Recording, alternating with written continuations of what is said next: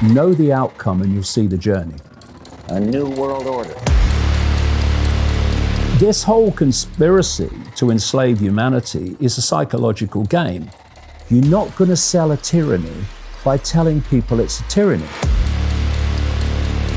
The outcome is that they want to connect the human brain to artificial intelligence, so artificial intelligence becomes human consciousness. All roads lead to hell here, David. They do, but if you think they lead to heaven, you're gonna take that road. Freedom to speak means freedom to say things the authorities don't want people to hear. I will not be shut up. Yes, they'll silence me, they can ban me from Australia. They ain't gonna stop me saying what I believe is right. Are you anti-Semitic? And we saw this 30 years ago on The Wogan Show. You spoke your truth. They're laughing at you. They're not laughing with you. Fine. You're never finished in life until you admit that to yourself. Never. You get the carrot if you conform to the herd. You get the stick if you don't. I've taken the stick for 30 years, and I can tell you, it don't hurt. Unless you choose to believe it does.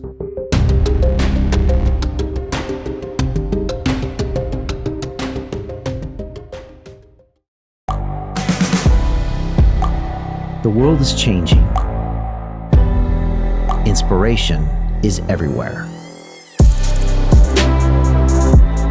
It has never been so easy to connect, share, and bring people together. We're learning from others and finding the best in ourselves. Challenging our beliefs. Sharing our vulnerability. Overcoming our fears. Transforming ourselves so we can transform the world. How far can we go? This is London Real. I am Brian Rose. My guest today is... Hi, it's Brian Rose from London Real. You probably know that we've just recently been re-platformed on YouTube after 25 months completely in the dark. The truth is, I really need your help. What I really need you to do is click on that subscribe button right now, like this video, and maybe even leave a comment or share the link with friends. We're really fighting against an algorithm that's tried to keep us quiet for so long, and the more subscribers we have, the more people watch our content, the better guests we can bring you, the better content, and we can continue transforming lives. We've been doing this for 14 years now. I want to do this for another 14 years, but I really need your help. So click on that subscribe button, like the video, leave a comment, share this, and we're going to continue to bring you more and more great content. Thank you. Let's face it, David Icke is a legend. Now, you might know him as a professional conspiracy theorist, but I know him as a guy who's trying to get all of us to wake up, to free our mind, to embrace who we are and what we really feel like doing. Not what the government tells us to do or the media tells us to do or mom and dad tells us what to do, but what we really feel in our own consciousness. And that's what I love about David. He came to talk about his brand new movie called Renegade, about his life story, about his recent ban from the continent of Australia because of what he talks about. People that paid tickets to hear him speak. I also asked him point blank if he was anti-Semitic or racist. We talked about this. We talked about reptiles, the banking industry, climate change, you name it. It's a fantastic episode. Make sure you watch the end because you'll be surprised at some of the things we cover. But I know you'll enjoy, again, David Icke, and he's also got a new book coming out. This is London Real. I am Brian Rose. My guest today is David Icke, the English writer and public speaker, known since the 1990s as a professional conspiracy theorist, calling yourself a full-time investigator into who and what is really controlling the world. As a former footballer, BBC Sports television presenter, and spokesman for the Green Party, your interview on Terry Wogan's show in '91 turned you from a respected household name into a laughingstock across the country. Now, you're the author of over 20 books and over 10 DVDs, have lectured in over 25 countries, speaking live for up to 10 hours to huge audiences, filling stadiums like Wembley Arena. Your new movie, Renegade, is the first ever feature film about your life and work. David, welcome back to London Real. Thank you. Delighted to be here. Fantastic to have you back. Tell me about this movie. Why now? And what was the purpose of making a movie about your life and your work?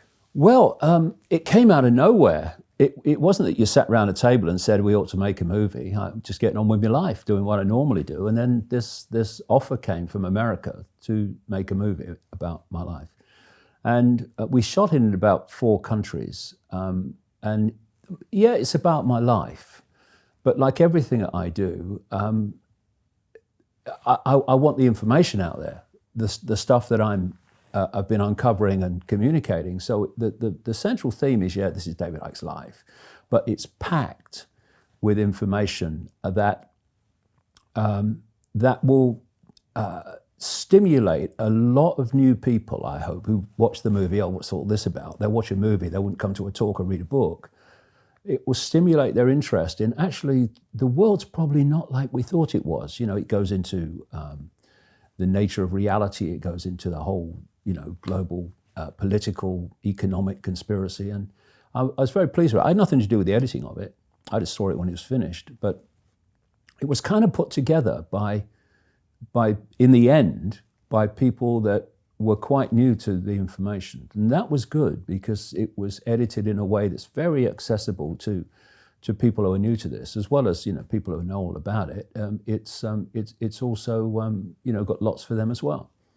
Yeah, I'm really glad you did that, and it shows, because sometimes when people edit their own work, it's like an echo chamber. Yeah. And you miss that people don't know the backstory. They're new to these concepts as well.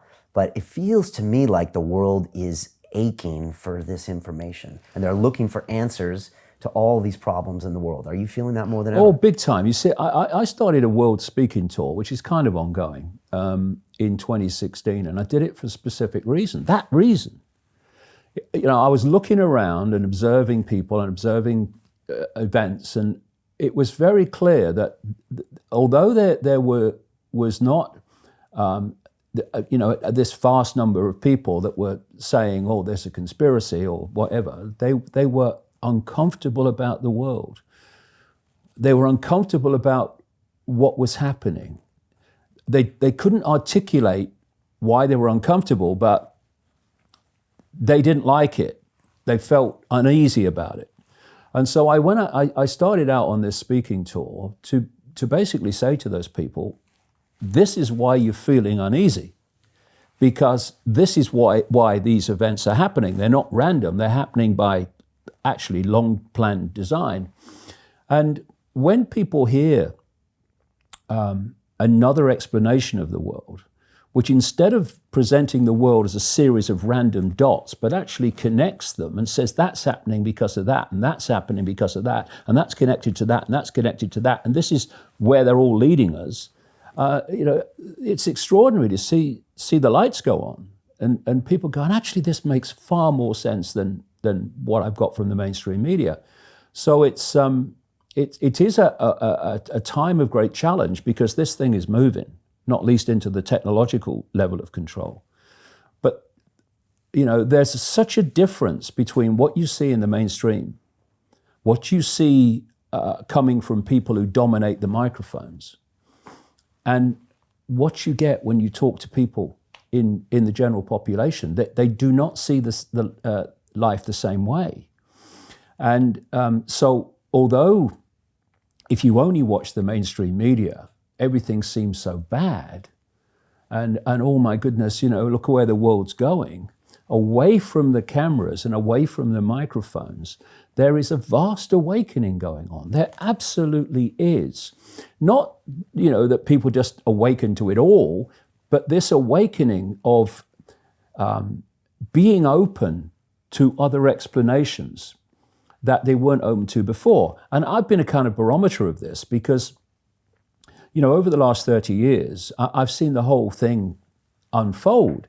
When I started out, of course, I had mass ridicule, but also mass lack of interest You talk to a handful of people, you talk in people's front rooms. The interest was that small. But not now. There has been and it's an unfolding transformation in people's openness to look at life from a different angle. Not least because the more they observe the real world that they're told to believe in, the less sense it makes, the more ridiculous it is. So there has to be other explanations, and people are more open to them.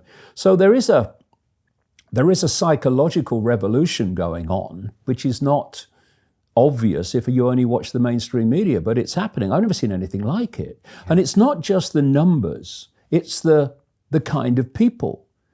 System people who not long ago you'd think they'll never look at this.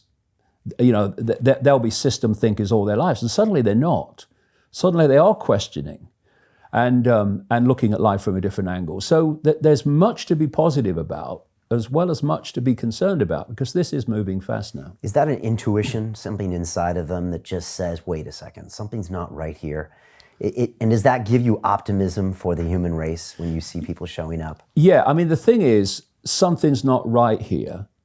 It basically sums up what I've been describing. It's they look at the world and they're uneasy about it. There's something not right here. I don't like the way this is going. Because, of course, what they're seeing now more and more is their ability even to express themselves being censored. They're seeing the censorship reaching outrageous levels now. And that will obviously make them feel uneasy. They are experiencing political correctness, which is just a massive form of censorship. Political correctness is very simple. It's manipulating the target population to silence itself. And so you've got, again, this people on the microphones and the general population chasm of difference can be seen with political correctness. You listen to the microphone people in the mainstream, and political correctness is a good thing. Oh, yes, you can't say this, you can't say that. Oh, no, that'd be outrageous to say that. You talk to the general population, they're going, this is mad. This is crazy. I tell you what, I saw a video yesterday, actually. I put on my website, which kind of captured this.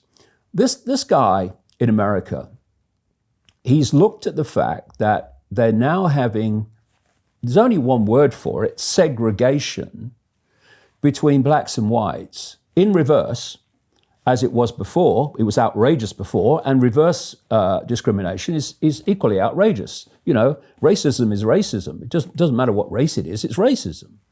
But anyway, and they're having segregated graduation ceremonies, segregated housing on campus. So he goes onto campus and he interviews white students. And he asks them what they think about it. And they say, oh, it's a good thing. Oh, it's absolutely right. Yeah, so yeah, I agree with that. Yeah, so, yeah, we should have that. Then he goes out in the general population and he interviews black members of the public and asks them the same question. What do you think about this segregation? And they're going, well, it's segregation, isn't it? It's what we had. We don't want that. It's ridiculous. So you had this situation where the political correct mindset on campus was saying segregation is okay. I don't think it is, whatever form it takes. And the people that's supposed to be benefiting from the segregation in the general population saying, well, this is crazy. Because there is this massive, it is a chasm that's opened up between what is termed the progressive mindset. I think it's anything but progressive. I think it's regressive, which is obsessed with political correctness and self-identity and identity politics. And the general population of all colours and creeds who are looking on, who don't have the microphones and don't get in front of the cameras except rarely, going, this is crazy, man. This is what's happening. What do you mean you can't say this, you can't say that? That's crazy. And it's that group of people, the great majority among the public, who are open now to looking at the world in a different way, because they're open to explanations of why the world is becoming so utterly insane. And why did it become that way? How come we've come into this politically correct society? And why is everybody very busy being offended all the time? Right. We've got 5 hours, have we? Right. Because there is a process here. When you sweep away the layers of propaganda and the way things are presented, you start to see the connections and you start to see where it's going. I have this phrase that I use in the talks and one or two of the books. Know the outcome and you'll see the journey. What I mean by that is if you don't know the outcome, where the world is being taken and why, but certainly where, then daily events appear to be random. This event happens, that event happens, that event happens, and there appears to be no pattern to them because, well, they're just random events, they just happen. But when you know what the outcome is designed to be, the random events now take on a very different interpretation. Because now you see that these apparently random events are stepping stones to that outcome. So what is the outcome in terms of political correctness and censorship? The plan is that eventually no one will see or hear anything that the authorities don't want you to see and hear. That's the outcome they're going towards. And so the censorship is squeezing and squeezing and squeezing free thought, free opinion, free speech. You're seeing it all the time. And one of the most important things, and this was all planned, I'll talk about all this forever as well, was to move where people get their information from away from newspapers and traditional media onto the internet. And now people get the vast majority of their information from the internet. Now, which is independent. Yeah, of course it is. And the key reason for that is once it's on the internet, algorithms can start dictating what you see and hear. You know, they can't in a newspaper. You know, there's censorship in newspapers, of course, but at least it's there to be seen and debated. You know, why is this not in the paper? But what we're getting now is algorithms that are censoring what can be seen and heard, even once the codes are in, without human input. So, okay, but those same algorithms at YouTube make you one of our more popular guests and put these ideas out there. Is that a loop they haven't closed yet? Yeah, but they're closing it. I mean, you know, the illusion of free speech. A lot of my videos are being taken down, and it's, you know, you're subject to this thing called shadow banning, where you post something, but it's not seen by anything like the number of people who would normally see it. Right. So all this is moving towards that point they're aiming for, where you don't see anything or hear anything that the authorities have not basically approved. And this is where political correctness and the destruction of free speech comes in. It's all part of the same thing. What you've got with political correctness is the population being manipulated to silence itself. So the more and more people they can persuade and encourage to be upset and offended and have a sense of victimhood, the more excuses they have to say, no, we're stopping that because it's offending people. That's offensive. You watch, the censorship has expanded in the same speed on this part of the censorship as people being offended has expanded, because they have more and more excuses to censor because you mustn't offend anybody. And there is a rapid growth in people being offended, right?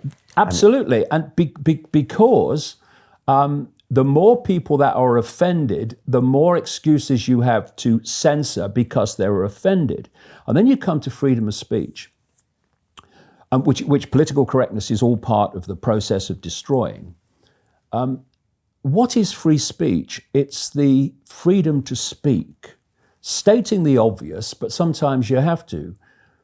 freedom to speak means freedom to say things the authorities don't want people to hear and see. So while free speech exists, this end goal of people only seeing and hearing what the authorities approve is impossible, because freedom of speech will always stop it happening. So this is why free speech is being targeted so fiercely, because until that's gone, they can't reach their goal. And if you look at the world and current events, just from this one perspective, that's the goal of complete control of information, then the stepping stones towards that can be very clearly seen in the vastly increasing levels of censorship. Is it happening faster than you thought it would? Because there seems to be a massive acceleration in the last 2 years with offense culture, people getting deplatformed, outrage upon outrage. People forgot the latest outrage. It's a bit faster than even you expected. Yeah, well, I'm going to throw a word in here now. Trump. You know, why was Trump elected? It should have been impossible. And I know great chunks of the alternative media in America supported Trump because he was telling them what they wanted to hear, which is the biggest thing to watch. Because people who want your support aren't going to tell you what you don't want to hear, are they? And so he articulated what they wanted to hear. And having talked and written for years, the alternative media saying it doesn't matter who you vote for, the same people are controlled by the same people. Suddenly, all that was forgotten because, no, Trump's different. He's not.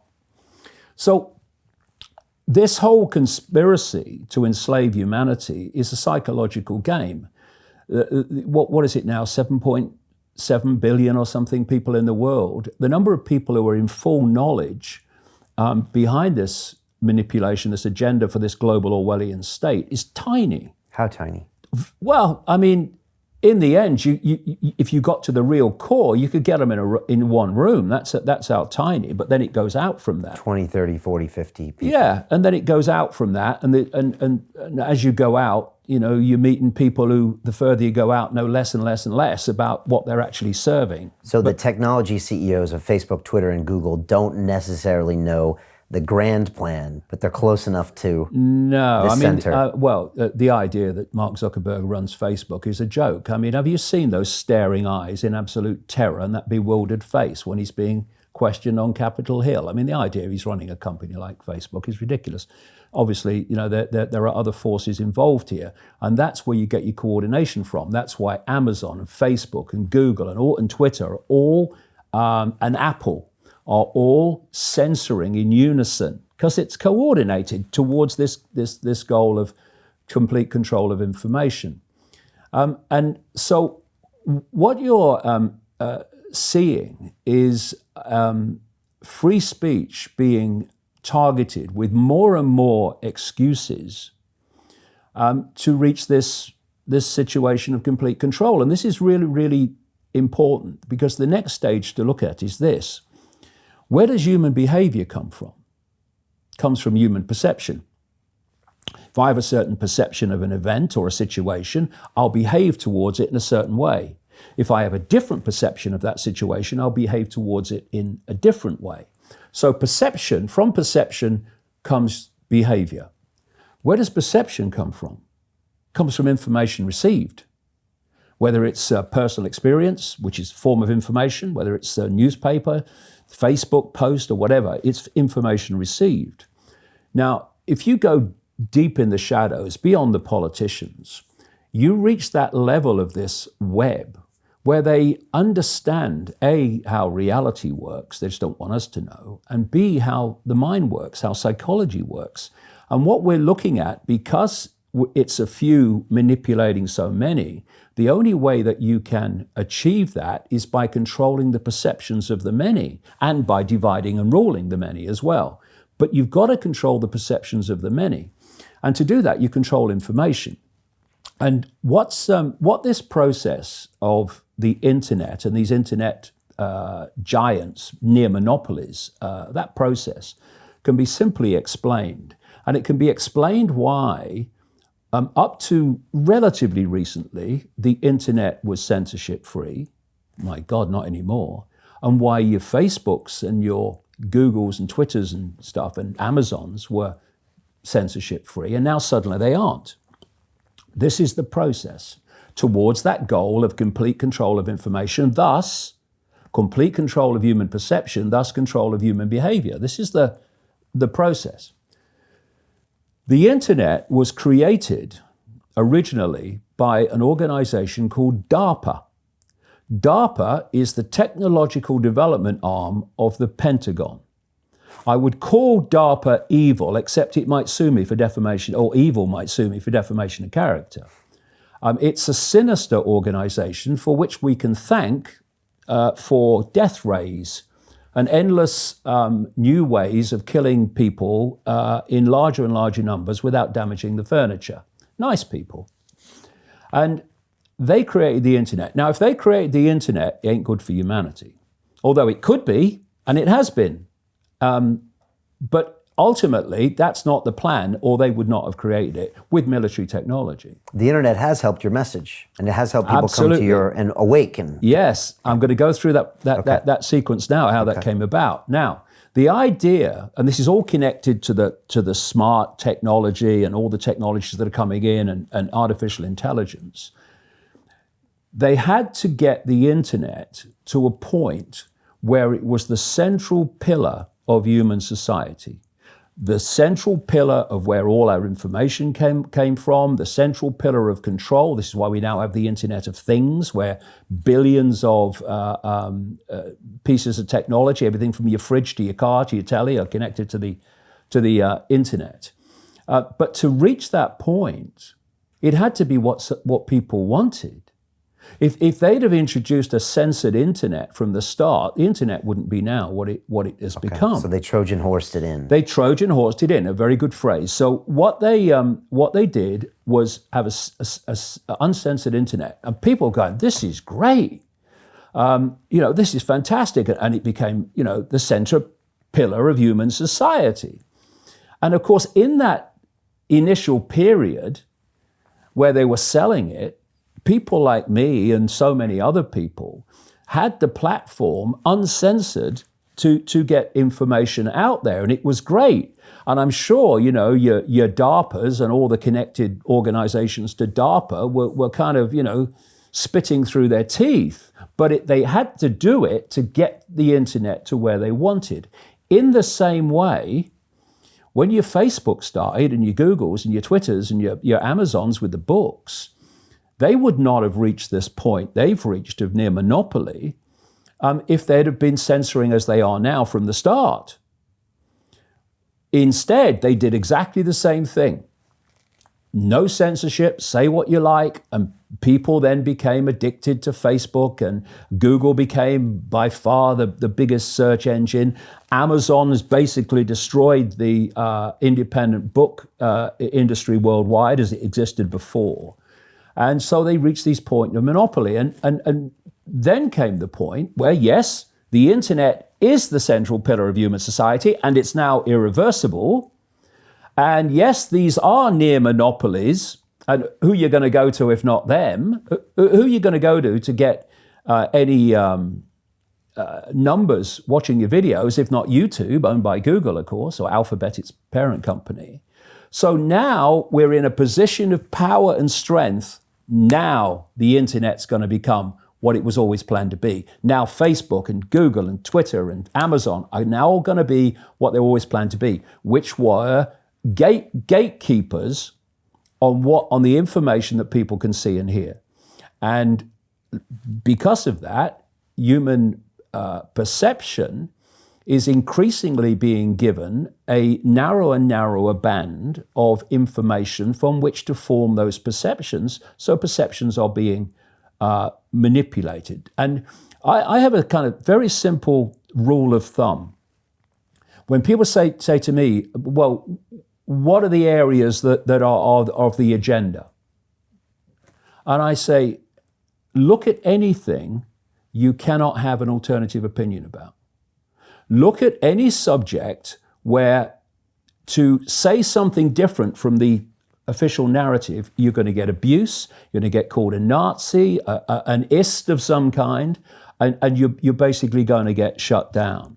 They are the key areas of the agenda, or many key areas of the agenda. And see, this is the whole point. If I want you to believe something, or I want the public to believe something, and I know that what I'm saying is so utterly flawed in my justification of it, that if there was an open debate where all opinions, facts, and evidence could be freely available and discussed, I'm going to lose the debate. So what I want to happen is not going to happen because I'll lose the debate, because I won't be able to justify it in an open debate. What do? You don't have the debate. You shut it down. So this is you making obvious that no one wants to debate you. Yeah. And they call you the ists. Yeah, exactly. Because that's what they do call you. Australia banned you recently, Yep. said you are anti-Semitist. Yes, I know. You've been called a racist. Yeah. How do you respond to these things, and why do they say these things, Dave? Well, one of the, or two other reasons I was banned from Australia, having been given a visa last September, one minister, the immigration minister, overrode his own department 4 hours before my plane left in February to the ban. Two other things were my views on vaccines and my views on human-caused global warming. And that was a massive wake-up call for a lot of people in Australia. They cited those as the reasons you were banned. Yeah. In addition. That was a big wake-up call. Just before we go to the Did that surprise you that you got banned 4 hours before you took a flight down there? Not really, because I'd got the gist some weeks before that there was a campaign, basically by one person, to stop me speaking in Australia. The same person is now trying to get a Palestinian poet banned. You know, poets are dangerous, aren't they? Is this political correctness? Well, it's political correctness. But it's more than that. But just on that thing about, say, vaccines, what the Australian government is saying, and if you look at the vaccine thing, YouTube is now demonetized anti-vaccination videos. That's always a prelude to outright banning. Amazon started banning anti-vaccine books and videos as well. Netflix banned an anti-vaccine movie. Yeah. Now, we just come back to what I just said. If you can't win the debate, don't have it. Shut down that which is challenging your position. So here we have a situation in Australia where the pharmaceutical cartel, which makes billions out of vaccinations, can say what the hell they like, basically, to get people to vaccinate the kids and vaccinate themselves. They can advertise their wares on national television. I mean, American mainstream media television wouldn't exist without the drug adverts. But one guy, coming in to do a few talks in Australian cities, having a different version of that, has to be banned. Now, that is insane when you look at it. There was a lady called Sherry Tenpenny. She's a doctor in America who's anti-vaccine. She was banned from Australia for her views on vaccinations. So they know they can't win the debate to the extent that they're terrified of a bloke from the Isle of Wight going there for 3 weeks, talking a bit and leaving, when what is pressing the version that they want people to believe is unlimited. I mean, how incredible is that in terms of not being confident you can win the debate? They shouldn't be worried about me, but they are, because what they're claiming is unsupportable if you have a proper debate on it. And of course, I am called anti-Semitic which is a misnomer, by the way. It means anti-Arab, in fact, anti-Semitic, because Semite is basically a term for a group of languages in the Middle East, the overwhelmingly vast majority of which are Arabic languages. So even the term anti-Semitic is a misnomer, but because they want to silence me. And we can get into some interesting areas here, not least in what's been happening to the British Labour Party. Right, we should talk about that. The Guardian did a quick description and said you claim that the Jewish people bankrolled Hitler, caused the 2008 global financial crisis, and staged the 9/11 terrorism attacks. That's why some of the reasons they call you an anti-Semite. Yeah. I say the Jewish people. No, I don't. The Jewish people are a whole community, a whole vast spectrum of belief and perception. But what happens is this. There has been created what I call the anti-Semitism industry, which is a protection racket. And it's not a protection for Jewish people. It's a protection racket to protect the far-right government in Israel from legitimate criticism. And you can see very clearly that it's not about protecting Jewish people, because any Jewish person that criticizes Israel gets the abuse to a greater extent than non-Jewish people do. We've had a situation in recent times when Jewish people have been expelled from the Labour Party for being anti-Semitic. I mean, it's like, it's at the level of saying men and women are not biologically different. It's madness, because it's not to do with protecting Jewish people, clearly not. It's to do with protecting Israel from legitimate criticism. So this is how they work. And you're talking a tiny number of people in the Jewish community, what I call ultra-Zionists, the real extremists. The rest of the community are not involved in this at all. That's why when he says, they say he's saying the Jewish people, I'm not saying the Jewish people at all. So you're criticizing the ultra-Zionists. The ultra-Zionists, right, who have no desire to help Jewish people. They have a desire to help an agenda. Which include the Rothschild family. Oh yeah, okay. all that stuff. Okay. So, and people like George Soros, for instance, George Soros is a multi-billionaire financier who has a network called the Open Society Foundations that operate in more than 100 countries and are basically driving this regressive, political correct agenda and all that goes with it. And yet, and leaked documents, leaked emails have all shown this to be provable fact in countries like Ukraine and many others. But if you, as I do, expose George Soros for what he's doing, he has put so far $32 billion into this Open Society Foundation network. I mean, why is he doing that when you see how it works and what it's doing and what its goals are through what they call NGOs and stuff? So you expose what he's doing, not because he's Jewish, but because of what he's doing. What's the defense mechanism? You're only saying that because he's Jewish. No, I'm saying it because he's what he's doing. I don't care if he's outer Mongolian. I don't care if he's middle class American or middle class whatever. I'm interested in what he's doing. But the protection racket, because that's what it is, then kicks in and says, you're only saying it because he's Jewish. You can't say that, that's anti-Semitic. And this is how the protection racket works. So, and this is happening in the Labour Party now as well. Well, I mean, this was the situation.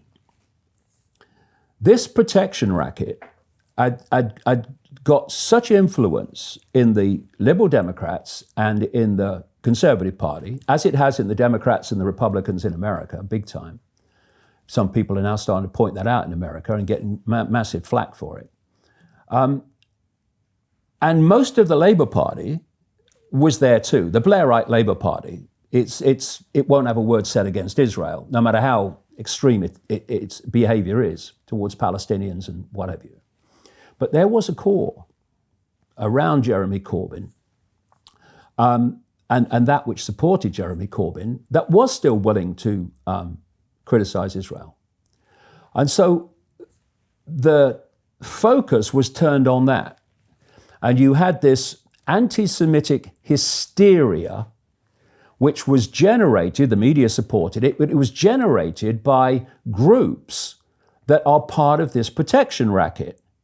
And they were targeting people for saying the mildest stuff. And they introduced this new definition of anti-Semitism, which was classic protection racket. What is, let's put aside the fact that anti-Semitism is a misnomer term and look at a definition of it, a fair definition of it. It's hating or being discriminatory against Jewish people for being Jewish. Right, which does happen today. Of course it does. Not on the scale that's claimed, but it absolutely does. And it's reprehensible. Discriminating against anyone on the basis of that background, race, religion, whatever, is the same. But that simple definition didn't serve the protection racket. Why? Because it allowed the criticism of Israel and the extremes of ultra-Zionism. So they introduce a new one. And this new one is frankly ridiculous. And I'm not going to, bow down and say, oh, I mustn't say that. What will they say about me? I don't care what they say about me. It's ridiculous. And when you read it, what it's saying is basically, whatever they claim, this is what it's saying. Any criticism of someone who happens to be Jewish, for almost any reason, is anti-Semitic. Criticism of Israel is anti-Semitic. Criticism of Zionism is anti-Semitic. You've had Emmanuel Macron coming out recently and saying criticism of Zionism is anti-Semitic. Zionism's a political philosophy. It's not anti-British to criticize the Conservative Party or the Labour Party. But what they've done is, and this is not Jewish people, this is the protection racket, which is a tiny number of very well-funded organizations, is they've expanded the definition to stop criticism of Israel.